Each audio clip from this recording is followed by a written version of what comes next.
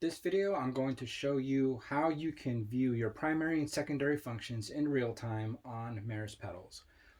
What you'll need, and this is what I'm using, is you're going to need your Meris pedal.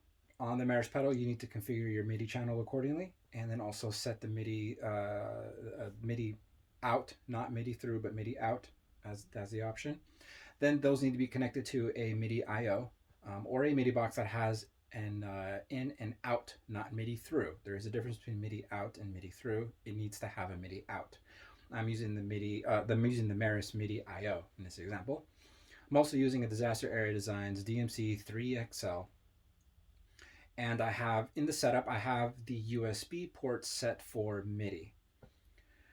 And again, you can use other controllers of theirs as long as they're a Gen 3 controller.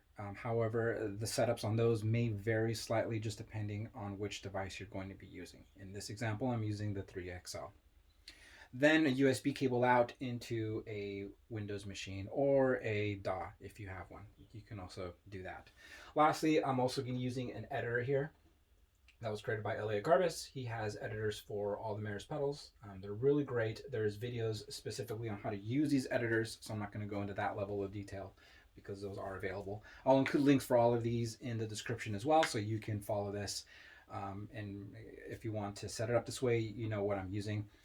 Lastly, I also forgot to mention I am using a Y cable that goes out from the controller into the MIDI box, and that Y controller I got, or that Y cable I got from Disaster Area Designs. I'll also include that link for that as well. So, and what I'm doing now is I have the editor connected, and you can see now I can move the knobs on the Meris pedal and I can see them in real time. I can look at the secondary functions as well. I can see those move as well, which is great. So I know exactly where I'm at on those secondary parameters. In the editor, I can save my presets here. I could also control the presets themselves, primary and secondary functions, and it will affect the pedal in real time because these are MIDI commands that are being sent to and from the pedal. Knobs do not have motors in them, so you're not going to see the knobs move, obviously, but those setting changes that I'm making here are taking effect in real time. I also have the editor here for the Hydra, which if I wanted to control the Hydra, I could also do that as well. If you have any questions, please let me know. Again, I'll include links for everything that I'm using and how I got all this set up. Thank you.